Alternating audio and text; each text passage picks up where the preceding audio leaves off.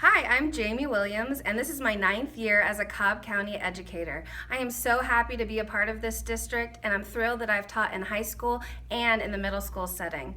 Currently, as a middle school educator, it has reconfirmed my knowledge that there are 3 components that every classroom teacher needs to go in knowing, and that's the importance of student voice, student choice, and understanding a student's soul.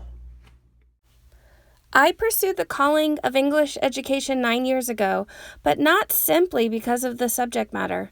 I'm a teacher because of my passion for people. While I do love a light bulb moment, a well-written text, and a debatable topic, it's the positive impact I hope to make on humanity that gets me out of bed in the morning. According to the Qualia Institute for Student Aspirations, only 46% of students feel they have a voice in decision-making at their school, and just 52% believe that teachers are willing to learn from students. Additionally, less than half of students say they are a valued member of their school community. It is also important to note that while a clear majority of students, 61%, believe they have a voice upon entering middle school, only 1/3 of students say they do by the 12th grade. Unfortunately, I've seen this firsthand during my time as an English educator.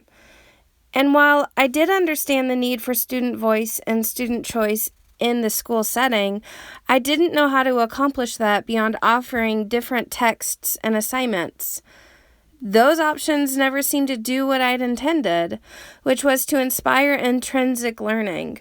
I was stuck. Last year, my second year as a 6th grade teacher, I had inspiration in the form of a student. This student saw stand-up desks on a news program and thought to himself, I want those in my classroom. After speaking with him and his mom, we made a plan to begin fundraising and to build community support, and so Stand Up for Healthy Habits was born. Since the initial startup of this student-initiated club, we have hosted 8 fundraisers and raised more than $3,000 to purchase 26 stand-up desks for Lost Mountain Middle School. But what impresses me most about the impact of Stand Up for Healthy Habits is not the money or the desks. It's watching my students work hard on something that they care about. Our club has grown from 5 core members to 40 members, and this is thanks to their enthusiasm, their creation, and their dedication. These students have created a website, a commercial, and they create posters and flyers each week. My classroom is fortunate in that we were given balance boards, bouncy bands, desk cycles, and wobble stools, which have given students a plethora of options on which to sit. When I started this year with flexible seating, it was a bit unnerving. I allowed students to choose their seats each Monday so that they could find the best fit for their learning style. At first, this was difficult for them. I personally had a hard time remembering who sat where, which caused struggles with attendance. I also had some groups of students who continued to sit by friends instead of sitting according to learning preference.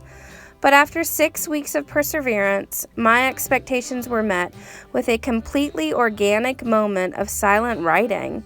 It was so organic, in fact, that I grabbed my phone to take a video.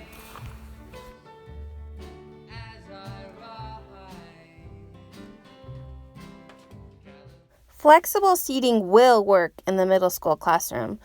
Since the bumpy start, I've seen only good things come from flexible seating. I recently asked my students to tell me what they like about this classroom, and they shared things like, "Something I really enjoy about this class is how fidgeting is okay because there are objects that will help. This is special because in other classes, kids get yelled at.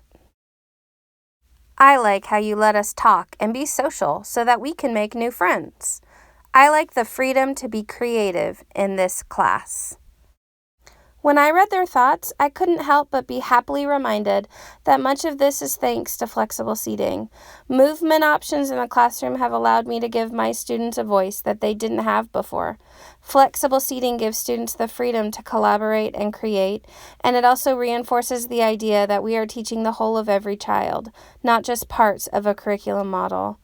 I hope that you'll be inspired to take a moment to listen to what your students need, to offer them seating choices, and to get to know each child in your room for the wonderful individual he or she is. We will work together in Cobb County to reach the goal of seeing students not just for who they are, but for who they can be. Thank you.